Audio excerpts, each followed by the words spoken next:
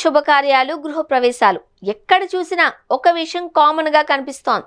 ఎవ్వరు 100 రూపాయలు ఇవ్వరు, 500 ఇవ్వరు, 1000 కూడా ఇవ్వరు. కానీ నోట ఒకటి, 501, 1001 మాత్రం ఇస్తారు. అసలు ఎందుకు?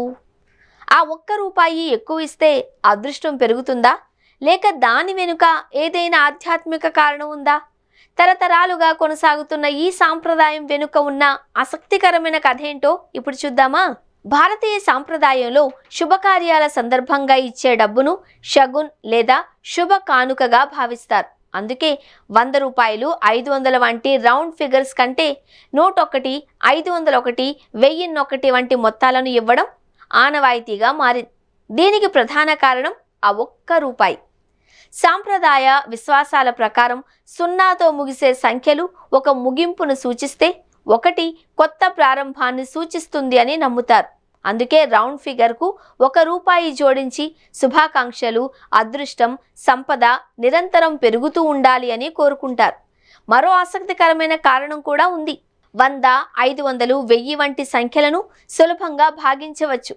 కానీ నోట 1, 501, 1001 వంటి సంఖ్యలు పూర్తిగా సమానంగా భాగించబడవు. అందుకే ఆశీర్వాదాలు కూడా విడిపోకుండా సంపూర్ణంగా ఉండాలి అని సూచిస్తూ ఈ మొత్తాలను ఇస్తారు అని చెబుతూ ఉంటారు. కొంతమంది దీనిని కొనసాగింపుకు సంకేతంగా కూడా భావిస్తారు. అంటే ఇది ఎక్కడితో ముగియలేదు, మన బంధం, మన అనుబంధం ఇలాగే కొనసాగాలి అనే సందేశాన్ని ఆ ₹1 సూచిస్తుంది అని విశ్వసిస్తారు.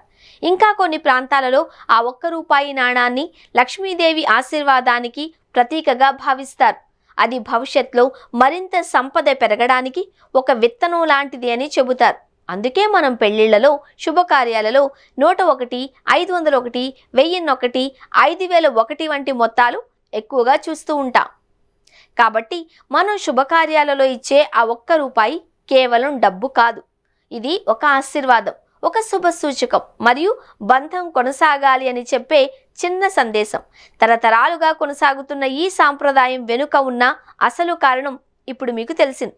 మరి మీ ఇంట్లో కూడా నోట 1, 501 ఇచ్చే సాంప్రదాయం ఉందా? కామెంట్ చేసి తెలియచేయండి.